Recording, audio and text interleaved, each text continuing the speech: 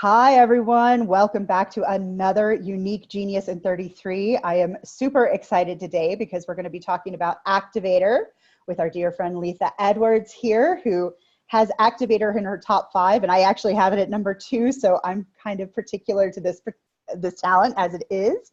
I'd like to take a second, and Letha, first, before we get ahead of ourselves on anything, please give us a little quick introduction. Let us know your top 5 and a little bit about what you do and where you are. Good. Oh, great. I'd love to. Thank you. Thank you. Hello, everyone. I'm in Nashville, Tennessee, and I have a business that is 35 years old. And for the last probably 20 years, we've been doing website development as the other portion of our business changed thanks to the internet. My top 5 are, number 1 is input. Great. Number 2 is relator.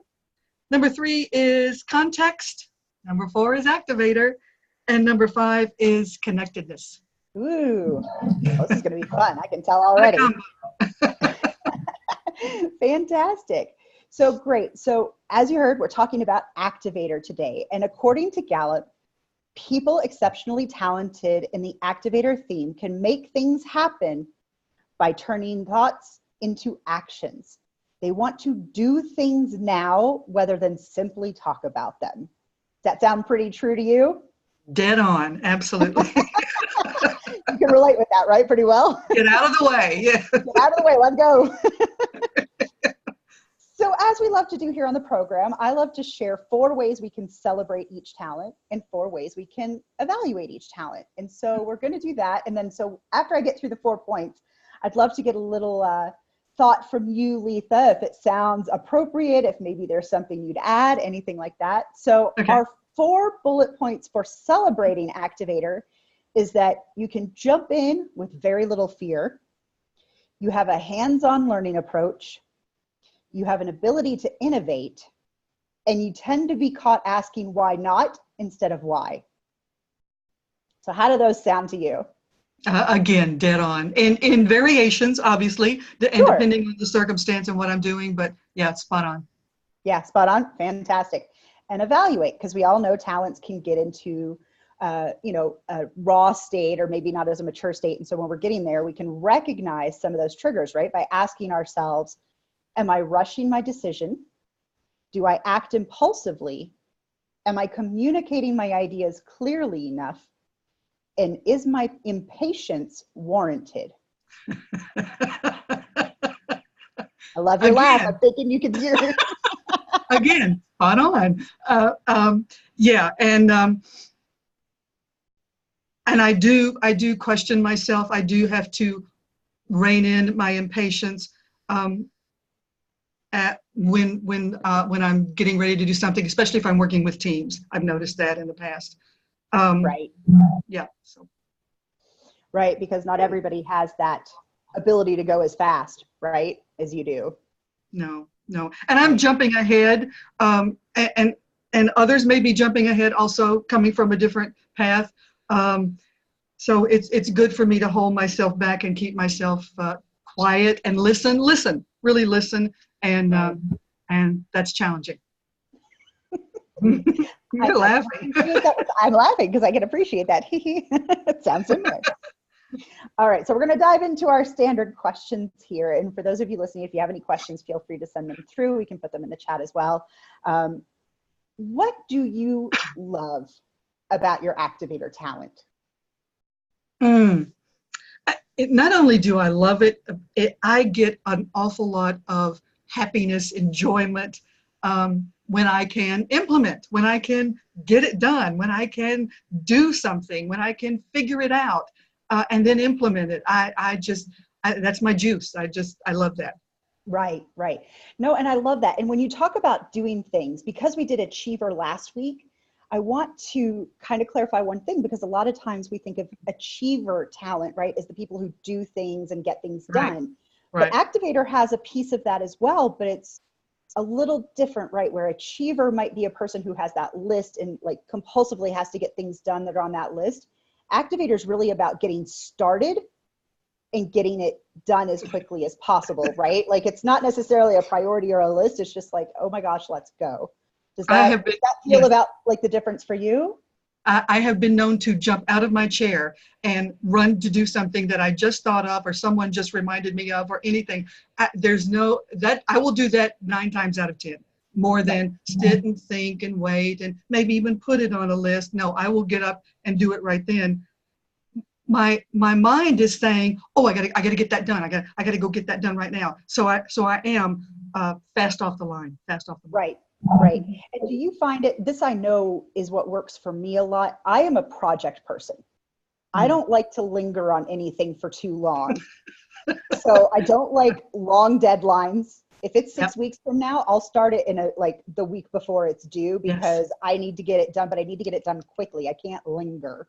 Yes. Does No, I totally agree. that resonate with you too? I totally come from that. Yes. And Yeah. I'm not actually testing myself, I don't think, but the quicker I can get it done, for some reason, the better it feels. It's like, okay, yeah, all right. Yeah. Just Move on to the next thing. Let's go to the next thing. it's like I'm in a race. It feels like I'm in a race sometimes. Right. And I don't right. see anyone racing with me. So And so so other side of the coin, what don't you like about your activator, or where do you feel like it can get in your way? no, that's easy too. My impatience. And with others, I will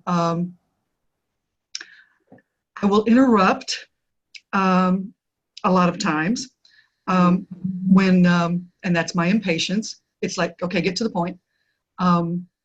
Yeah, that's one of the biggest things. And I'm easily bored. Right. There's something about the doing this that I love. Yeah, I'm easily bored. I like the activity. I like that. Yeah, no, I can definitely relate to that as well. So one of my favorite questions that we ask a lot is, when do you have your earliest memory of activator showing up for you, or can you see activator in your childhood showing up? I actually, and that was a good question. I can actually remember an example that's real clear to me. When I was in the 5th grade, my mother wouldn't allow me to, I was the only daughter, wouldn't allow me to participate and do the things that she did. She was I think, get it done, do it yourself kind of girl too. So I would want to help her. I would want to, do it.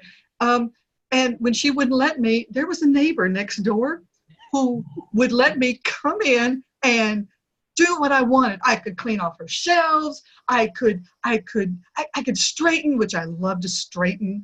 That's a really fun thing for me.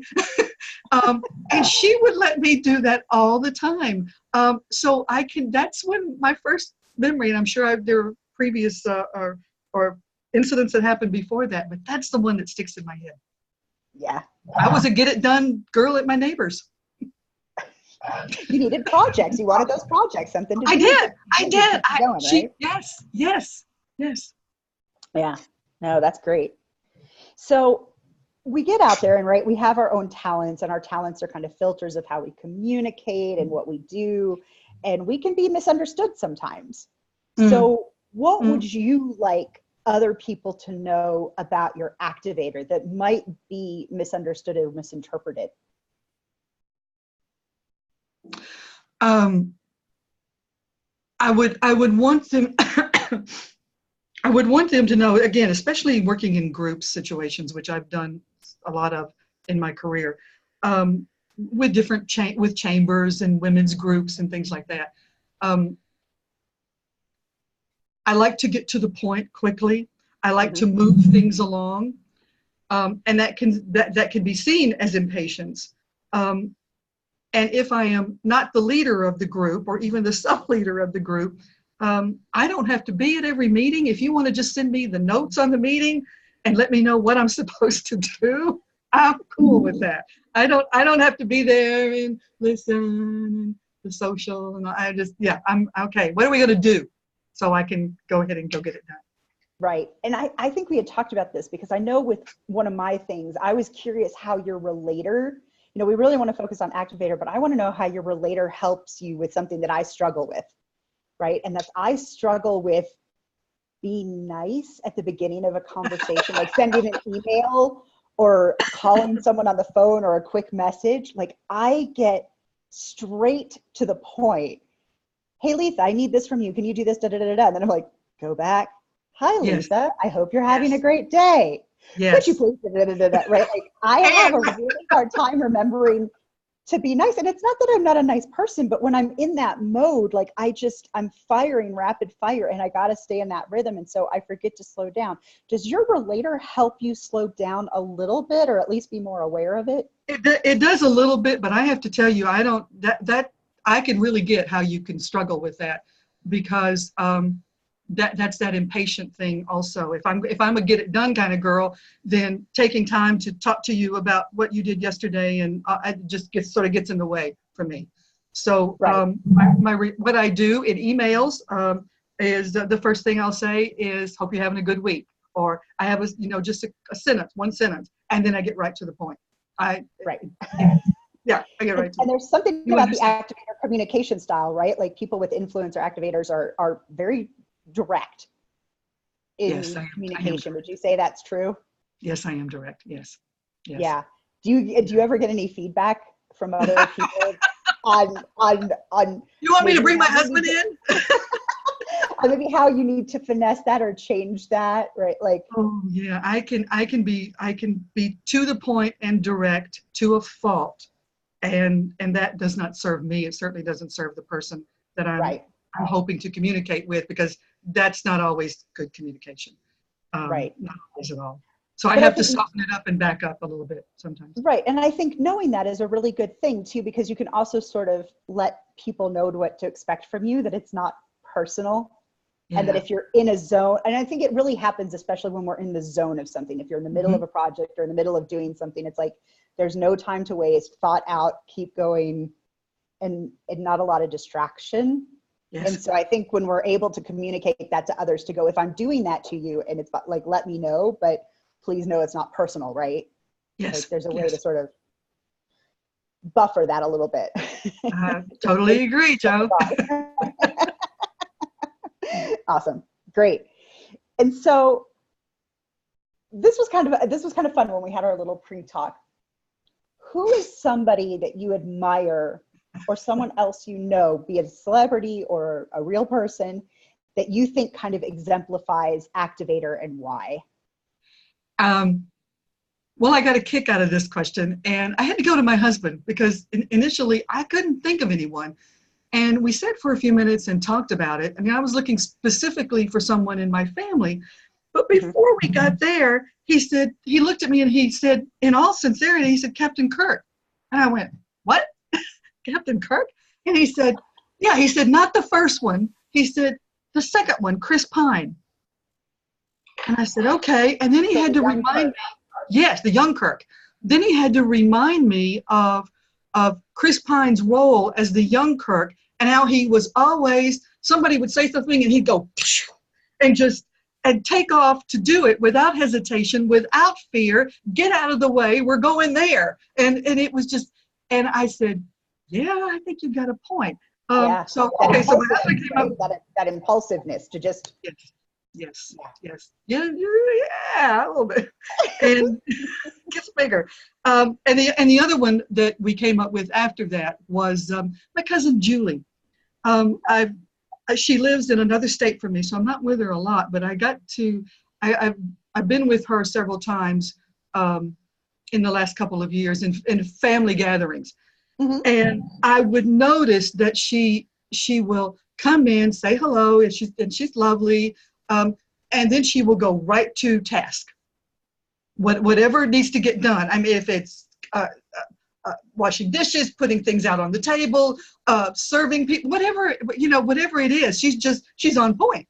And I've noticed that about her, but didn't, until you asked the question, realize that, oh, that's like what I do. Didn't put the Sherry's laughing. Didn't put the two together at all. Yeah. So that was a good question, a real good question. So when I think about it, and I'm only interjecting this because, I have activators, so I've had to think about my own answers to these questions too, and what I would come up with, right? And so honestly, my first thought was Richard Branson. And for Yeah. me, because I have ideation, that's part of it. But I love how Richard Branson, when he has an idea, like nothing gets in the way. It's why Yes. couldn't we do that? Why can't we do Yes. this? Of course we can do Yes. this. And just that consistent, innovative, jump in there, try it and fail fast and fail forward, and like really doesn't have a fear of failure. Yes. And who's the other one? Not trying. The other one that we were talking about, the guy, the spaceship guy. Elon Musk. Elon Musk. Yes, he's another one. And Bill Gates, for goodness. I mean, he was like, get out of the way. We're doing this, and willing to fail. Not believing he was going to fail, but willing to. And I think that's something about activators, that activators in general are willing to fail, right? Because there is that hands-on learning approach. And so failure is just teaching us something to keep us moving forward and, doing it better the next time. And, yes. I don't hold anything. I have nothing on failure. I really don't. I mean, I don't, if I fail, well, okay, well, let me try something else. Sorry, that didn't work. And let's go on. That's how I hold it.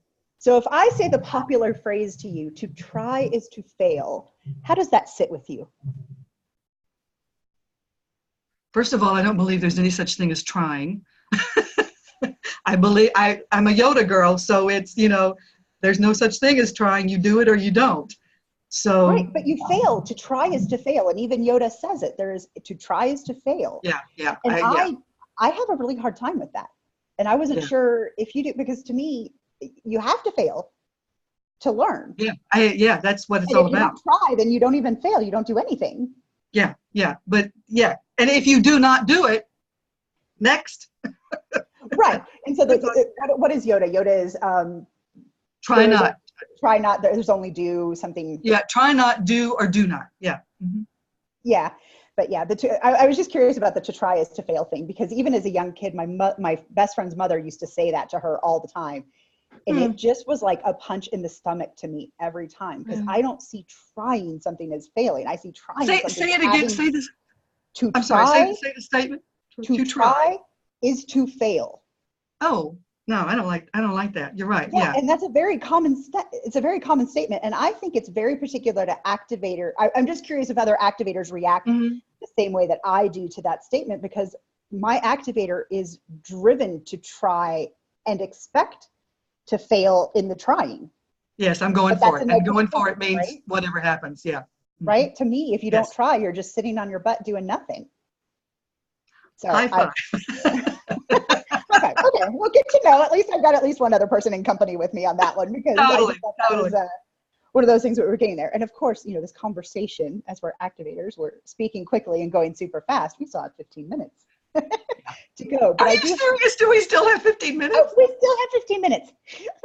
We got through everything because we're right to the point. So I love it. This will be the fastest episode ever. So we're just going to keep talking. Okay, you guys are okay. Intellection and input right now, and context. They're like.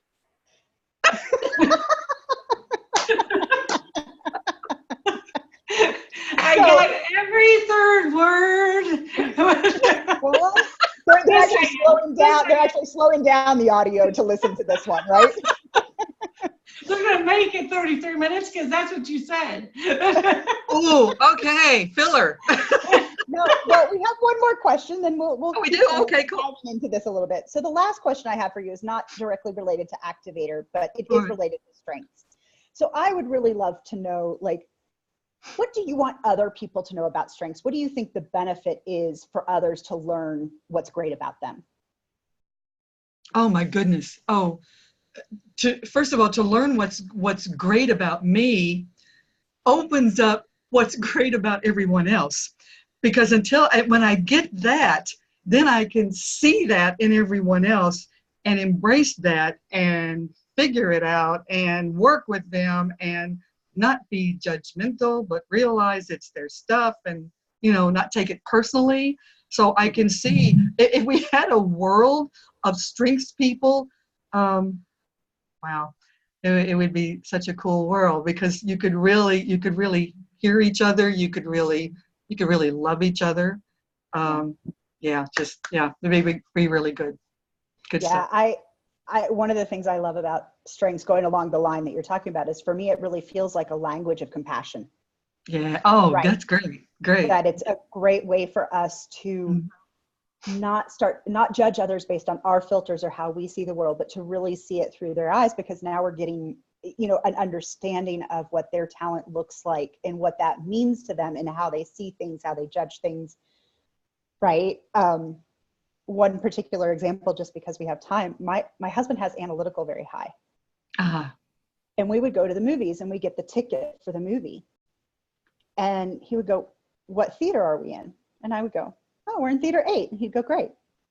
And then he'd go to the concession stand, he'd buy a Coke, and he'd show he'd go, "Excuse me, what theater are we in?" And they'd go, "Theater 8." And then he'd go to one of the custodians, not at theater 8. Someone else would go, "Excuse me, what theater are we in?" And I'm like, "Do you not think I can read?"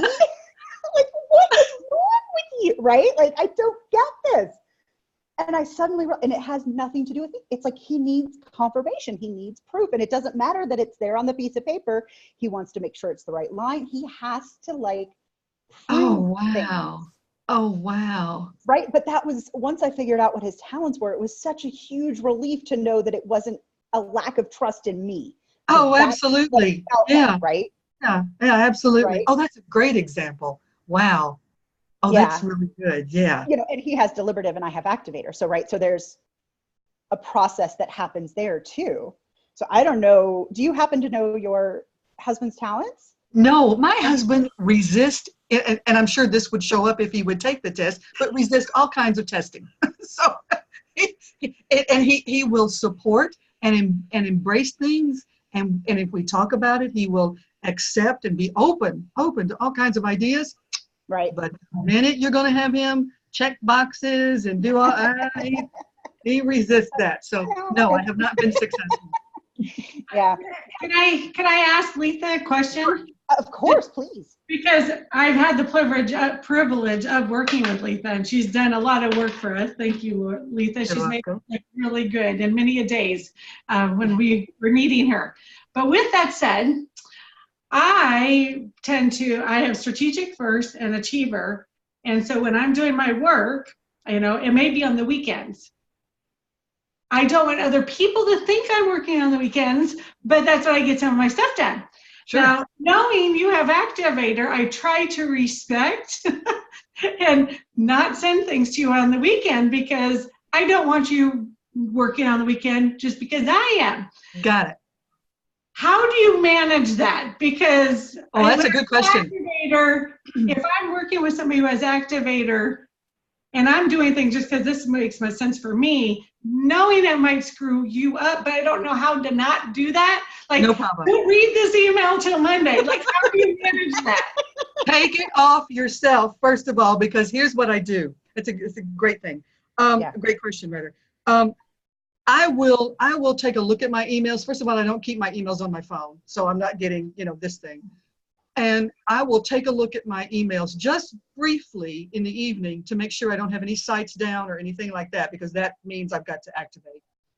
But then I have learned that it doesn't serve me or you if I start doing things in the evening and I'm taking away from my time with my husband, first of all. So I'm pretty disciplined where that comes in, for sure. But you've put in control mechanisms so you don't see it. Yes, I consciously will look at it in the evening when I come upstairs for us to retire.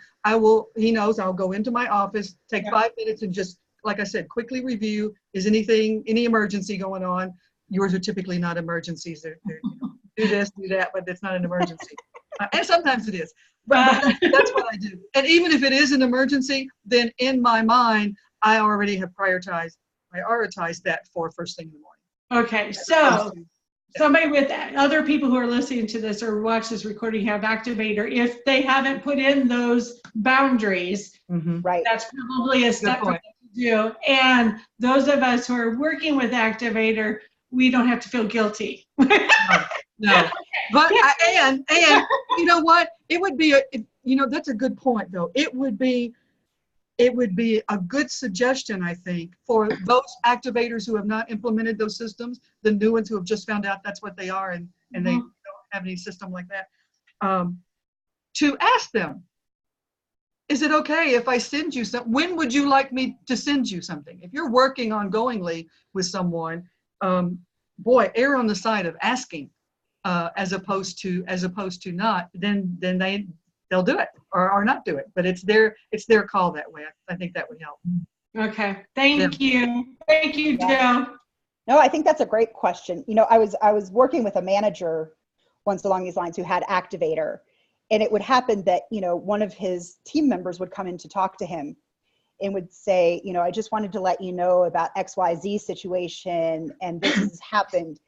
And 9 times out of 10, the situation had already been resolved, but he was so ready to and do that problem that before the person had finished talking, he was picking up the phone, making calls, trying to figure it out. And they're like, whoa, whoa, whoa, like, stop. Like, I just want to inform you, you don't actually have to do anything, right? And so we implemented a system for him is that before he picked up a phone or sent an email or did anything, he had to have 5 questions he needed the answers to. Oh, cool. So that he could take the right action if any action was needed. Oh, But that's a if he great asked those idea. questions, he would find out if action was needed as well, right? So he had to make a list of those 5, and then when someone came to him like that, he had to take a pause, Pull out get that the card, answers to yeah. those 5, you know, like get the answers to those 5 questions, and then he could decide what, if any, action needed to be taken. Great idea. That's a good one. I may use that one. I may have to think about what questions I need to be asking myself for. But yeah, I like right. the boundaries with emails too. I'm getting to the point, I haven't put it out there yet, but I'm actually getting to the point where setting boundaries, which is great for people with responsibility as well, as letting people know, I will not answer your email between X and X time. If you absolutely positively need me, you can reach me on WhatsApp. I will know that that is truly an emergency, right? Otherwise, you can expect to hear from me tomorrow morning or, you know, whatever it happens to be, just to even manage my weekends. And I go tech free on Sundays as much as I can now. Oh, yeah. So that I'm not personally distracted, constantly activating on whatever needs to be done, that I'm giving myself that self-care and downtime. Here, here. Right? Yes, here. All activators.